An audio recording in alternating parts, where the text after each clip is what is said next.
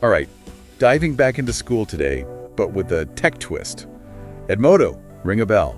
That platform wanted to be the Facebook of education. Remember, we're going to break down their whole deal, the good, the bad, the why they aren't around anymore. It's a wild ride, that's for sure. More than just a tech story, though, right? It's about big dreams, the whole EdTech world, and that thing everyone forgets until it's too late, data privacy, especially with the kids. Okay, so you've buried me in articles here. First-hand stuff, industry deep dives, even legal files journalists take from the 74 EdWeek market brief analysis, even a blog post, like straight from upset Edmodo users. How do we even start? It's a lot, yeah. To really get Edmodo, we have to go back to their beginning, their big idea connecting teachers, students, parents, the whole school gang. So like 2008, right? Social media was blowing up. They wanted a piece of that for classrooms. Exactly. Back then, schools needed better communication, like bad. Edmodo tapped into that. And man, they were on fire for a while. 90 million users, almost 200 countries.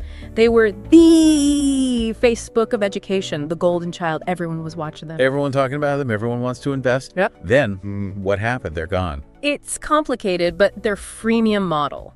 Big factor. It works sometimes, especially in education, but it's risky. So like free basic version, hoping people upgrade. Yep. Get them hooked, then bam, pay for the good stuff. But schools, especially here in the US, they watch every penny. Even if they love something, paid subscriptions. Tough sell. Right, makes sense. And look, Edmodo weren't the only ones, right? Quizlet, Khan Academy, they did the freemium thing too. But they somehow made it work. Free stuff for some, paid for others, schools, and regular folks. Edmodo, not so much. So the early wins might have doomed them later on. Exactly. They got huge GE, but couldn't get people to pay. Not good for staying afloat. And then 2017, data breach. That changed everything. Okay, so 2017, data breach. You said it was a big one, but like for those of us who weren't paying attention back then, what went down? Big time hack. 77 million Edmodo accounts gone. Usernames, emails, even passwords, though those were hashed at least. Yeah, got to stop you right there. Hashed passwords. That's better than nothing, right? But how much better? Good question. See, hashing, it's like scrambling, right? Your password becomes this mess of characters. Edmodo used bcrypt, which for its time was pretty strong. Not uncrackable, though. One of these articles, actually from the 74, a journalist, they got hit by this breach. Said it was super weird. They were writing about how great Edmodo was. Years later, bam, their data's out there. Cybersecurity is like that. Until it happens to you, it's just tech jargon. But here's the thing. Even with bcrypt, hackers, they've got this move, credential stuffing. Sounds shady. Oh, it is. They take those Edmodo logins, right, and try them everywhere else, your online banking, whatever, hoping you use the same password, which, let's be real. People do. A lot. All the time. It's convenient, but 1 weak link, the whole chain breaks. That's why this Edmodo thing, it wasn't just about Edmodo. So even if your Edmodo password was super complex, if it's your Amazon password too, you're screwed. Bingo. One like, ripple effect. Anyway, back to Edmodo. Huge breach, but then they get acquired. Acquired? Right. As in someone bought them. NetDragon swooped in, Chinese gaming giant, big money. 2018, $137.5 million. So the data breach didn't scare everyone off. Nope. And this wasn't just a one-off. Back then, Chinese companies were all over U.S. EdTech. Makes sense. Education's global, and America's a goldmine. Huge market. Edmodo was already a known name, even with the breach.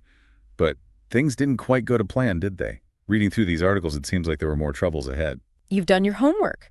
Even with NetDragon's cash, Edmodo never really made bank. Remember those freemium issues? Schools are tough customers. Plus, the EdTech world. Got crowded, lots of competition. And then, on top of it all, the data privacy stuff comes back to bite them. That's the FTC lawsuit, right? Ding, ding, ding. And this time, it's not just a hack. It's about everything Edmodo was doing with our data. Okay, so data privacy. Edmodo, they were collecting stuff and sending it to data brokers.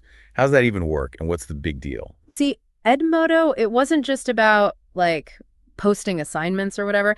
They were tracking everything. Everything. Well, pretty much. Assignments, discussions, what time kids logged in, even websites they visited while on Edmodo. It's all data. So they weren't just being Facebook. They were, like, spying on what kids were doing for real. Kinda. And this data, it's valuable, not just to Edmodo, but to these data brokers. They buy and sell this stuff, then use it for targeted ads, even building, like, profiles on people. Hold on. So they made money off kids' info. Well, that's where it gets messy. Edmodo said they anonymized it. No names, no emails, just the activity itself. So that's still Kind of creepy, right? Totally. And the FTC, they weren't buying it, especially with CUP, that Children's Online Privacy Protection Act. Right. That's all about kids' data online, especially under 13, right?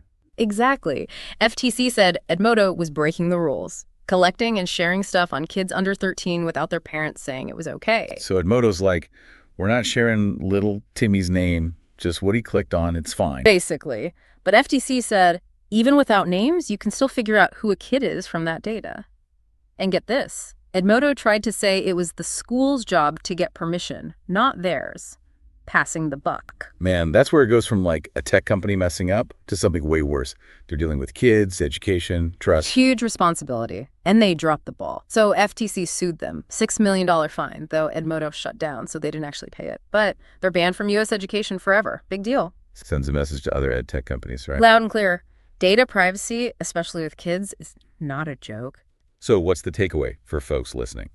Besides being creeped out, this wasn't just Edmodo. We've had VTech toys getting hacked, all sorts of stuff. We're so used to sharing our info online now, we forget it's got value and risks, especially with kids. Ask questions, read those privacy policies, be nosy. It's your data and their future. That's a good way to put it.